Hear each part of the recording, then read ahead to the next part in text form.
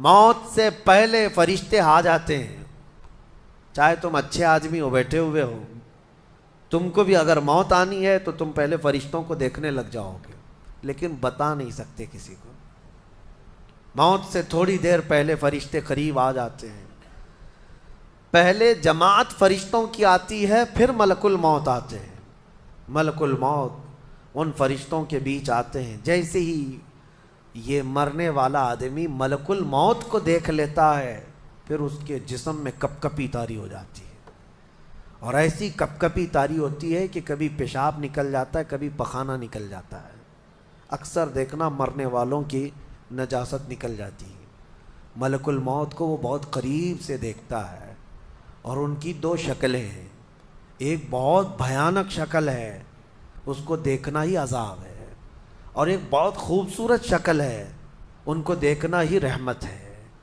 وہ نیک بندوں کی روح نکالنے کے لیے جب جاتے ہیں تو خوبصورت شکل میں جاتے ہیں, اور جب گنہگاروں کی روح نکالنے جاتے ہیں تو بھیانک شکل میں جاتے ہیں. اور ان کو دیکھتے ہی مرنے والے کا جسم پیلا پڑ جاتا ہے, پیشانی اکھڑ جاتی, آنکھیں پھٹی رہ جاتی, اور پھر خرخرا آنے لگ جاتا ہے, یعنی خرخر کی آواز تیز ہو جاتی ہے. وہ بولنا چاہتا ہے اپنے پاس والوں کو, لیکن بول نہیں سکتا, بند ہو جاتا ہے. یہ وہ وقت ہے جب اس کے توبہ کا دروازہ بھی بند ہو جاتا ہے. اب اگر فرشتوں کو دیکھ کر کوئی توبہ بھی کر لیا, ایمان لایا, تو اس کا ایمان قبول نہیں.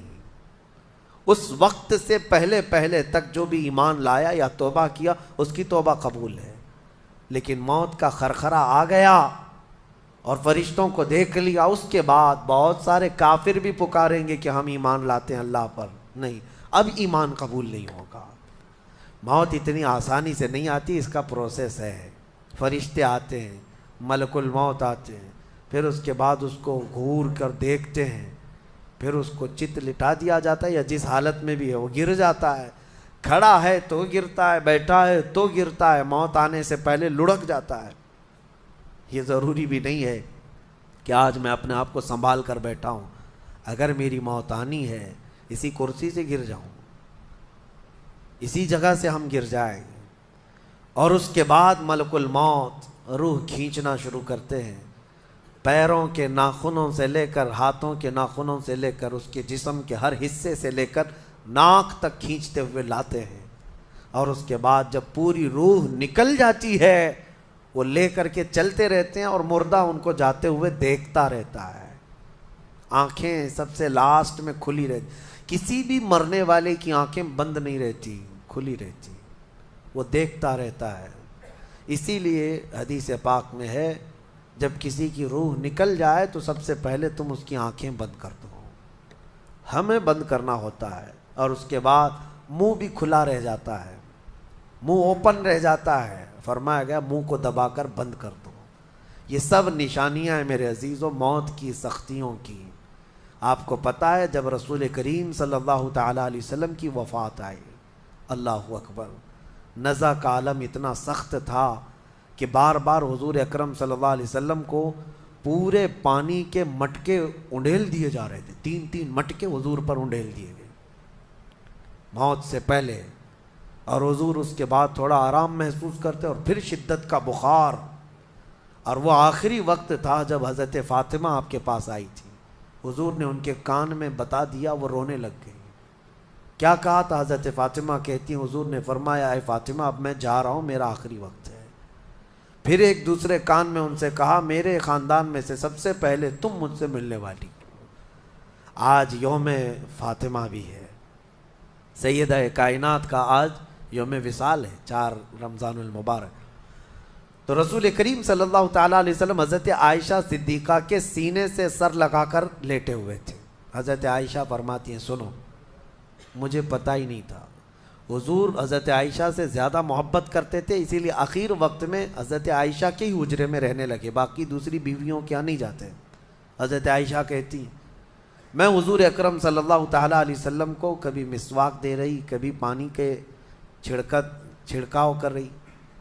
تھوڑی دیر کے بعد حضور اکرم صلی اللہ تعالیٰ علیہ وسلم لیٹے لیٹے اسی طرح رہ گئے۔ حضرت عائشہ کہتی ہے میرے سینے پر حضور کا سر تھا، وہ اتنا بھاری ہو گیا مجھے لگتا تھا کہ میری پسلیاں ٹوٹ جائیں گی۔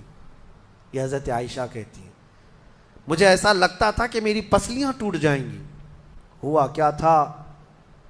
حضرت عائشہ فرماتی ہیں دروازے پر جبرائیل امین آئے، روح نکلنے سے پہلے کی بات ہے۔ حضرت عائشہ فرماتی ہیں حضور کے پاس جبرائیل آخری بار آئے، وہ غمگین حالت میں آئے یا جس حالت میں ہو۔ حضرت رسول کریم صلی اللہ علیہ وسلم سے عرض کرنے لگے یا رسول اللہ، دروازے پر موت کا فرشتہ کھڑا ہے، آپ کی اجازت چاہتا ہے، اگر آپ اجازت دے دیں تو وہ آئے گا اور آپ کی روح پاک کو اللہ کے حضور لے جائے گا۔ اور یا رسول اللہ، آج سے پہلے اس فرشتے نے کسی سے اجازت نہیں لی اور قیامت تک کسی کی روح نکالنے کے لیے وہ اجازت لے گا بھی نہیں۔ یہ صرف رسول پاک کی خصوصیت تھی۔ حضور نے فرمایا آنے دو۔ ملک الموت آئے اور جب حضور کی اجازت سے روح نکالی تو حضرت عائشہ کہتی ہیں اتنا بھاری ہو گیا تھا سر کہ مجھے لگتا تھا کہ میری پسلیاں ٹوٹ جائیں گی سینے کی۔ اور اس کے بعد حضرت عائشہ فرماتی ہیں میں نے حضور کے سر مبارک کو نیچے کی طرف کیا، مجھے پتہ بھی نہیں تھا کہ حضور کا انتقال ہوا۔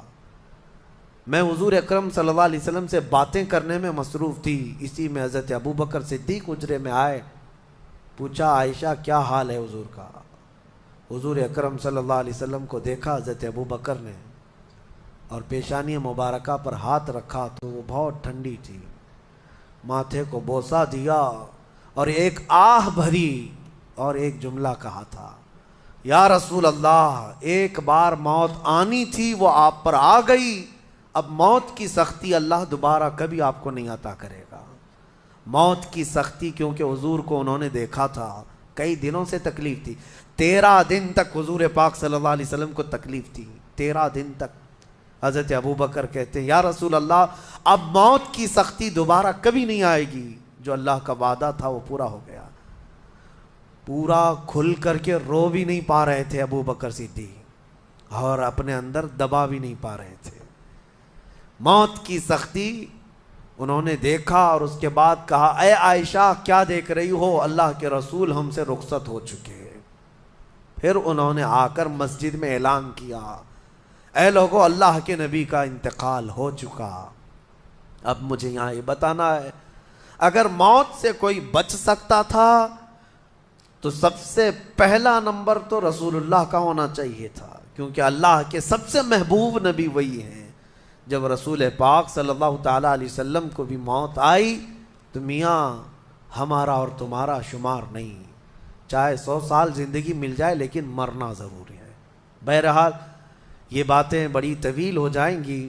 موت کا تذکرہ اس لیے بھی میں زیادہ کرتا ہوں کہ حدیث پاک میں ہے مومنوں کو یہ تذکرہ کرو تاکہ ان کو گناہوں سے نفرت پیدا ہو جائے اور آخرت کے سفر کی تیاری وہ شروع کریں۔ اللہ کریم ہم سب کو دنیاوی خرافات سے محفوظ فرمائے، دنیا کی لذتوں سے اور یہ فانی خرافات میں مبتلا ہو کر آخرت بھولنے سے اللہ ہماری حفاظت فرمائے۔